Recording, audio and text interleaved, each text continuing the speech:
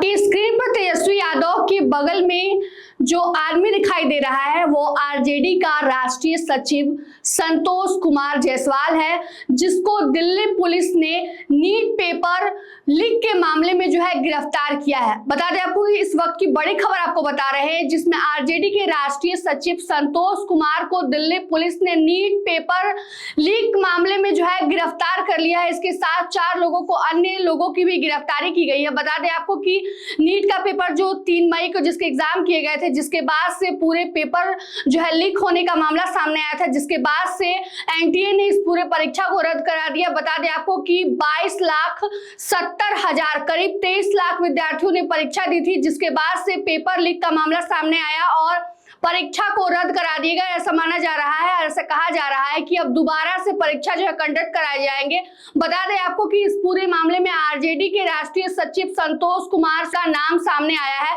परीक्षा में जब प्रश्न पत्र के लीक होने के बाद जब परीक्षा को कैंसिल कर दिया गया, उसके बाद से ये पूरी मामले की जांच करने के लिए जो है पूरा मामला सीबीआई को सौंप दिया गया था। ऐसे में अब दिल्ली पुलिस को बड़ी जो है वह सुराग हाथ लगे हैं, जिसके बाद दिल्ली पुलिस ने आरजेडी के राष्ट्रीय सचिव संतोष कुमार जायसवाल को गिरफ्तार कर लिया गया है। बता दें आपको कि नीट पेपर लीक मामले को लेकर नेता प्रतिपक्ष तेजस्वी यादव ने खुद सरकार पर हमलावर होकर कहा था कि जिस तरह से बिहार में लगातार इन छात्रों के भविष्य जो है इसको दांव पर लगाए जा रहे हैं, सरकार जो इसको लेकर कुछ नहीं कर रही है। लगातार जो है पिछले कई सालों से कई एग्जाम के जो पेपर है वो लीक होते आ रहे हैं। ऐसे लेकर उन्होंने सरकार पर बड़ा निशाना साधा था और ऐसे में जब यह खबर निकलकर सामने आती है कि नीट पेपर मामले में जो है यह पूरा मामले में जो है आरजेडी के राष्ट्रीय सचिव संतोष कुमार जायसवाल को जो ही है पुलिस ने गिरफ्तार किया, दिल्ली पुलिस ने जो है गिरफ्तार किया है।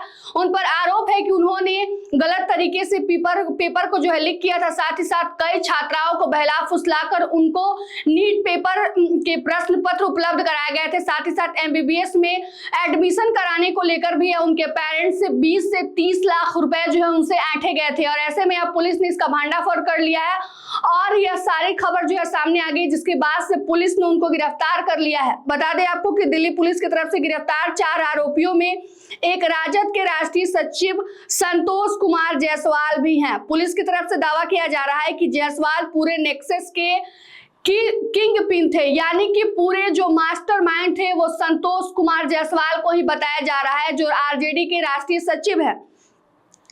बता दें आपको कि अब बच्चों के गार्जियन से मेडिकल कॉलेज में 20 से 30 लाख रुपए में एडमिशन दिलाने का झांसा देते थे और बच्चों से जो है उनके 10th 12 के मार्कशीट लिए गए हैं और साथ ही साथ जहां पे छापेमारी की गई है उसमें बच्चों के 10th 12 के मार्कशीट मिले हैं। साथ ही साथ जो है ब्लैंक चेक मिले हैं जिसपे पेरेंट्स, इन बच्चों के पेरेंट्स के सिग्नेचर किए हुए हैं और ये सब कुछ पुलिस जो है वहां पर छापेमारी करती है। करीब 100 से भी ज्यादा होटल में जो है छापेमारी की गई है, जिसके बाद से यह पूरा भांडाफोड़ किया गया और उसके बाद से आरजेडी के राष्ट्रीय सचिव संतोष कुमार सुमन को दिल्ली पुलिस ने गिरफ्तार कर लिया है।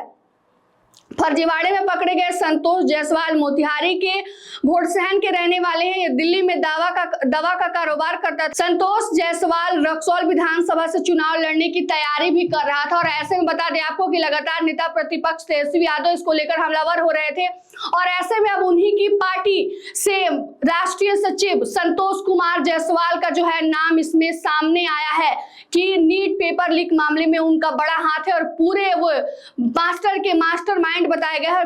दिल्ली पुलिस ने उनको गिरफ्तार कर लिया। वैसे में देखना होगा कि आगे क्या होती है, क्या कार्रवाई की जाती है। बता दें आपको कि इतने बड़े देश में जो है करीब 23 लाख बच्चों ने परीक्षा दिया था, उनकी मेहनत लगी थी, कितने ज्यादा फीस लगते हैं, उनको आने जाने में कितनी परेशानियों का सामना करना पड़ता है और ऐसे में बच्चों के भविष्य को बिना देखते हुए ऐसे में पेपर लीक का मामला जो है सामने आया है, जिसमें पुलिस ने एक्शन लिया है और आरजेडी के राष्ट्रीय सचिव संतोष कुमार जायसवाल को गिरफ्तार कर लिया गया है। साथ ही साथ उनके साथ 4 अन्य लोगों की भी गिरफ्तारी हुई है। पुलिस अन्य लोगों की भी खोजबीन में जुटी हुई है। देखना यह होगा कि आगे पुलिस इस पर क्या जो है वह एक्शन लेती है, इनके साथ क्या किया जाता है। फिलहाल की इस खबर में इतना ही। तमाम अपडेट के लिए जुड़े रहिए हमसे और देखते रहिए मगही न्यूज। धन्यवाद।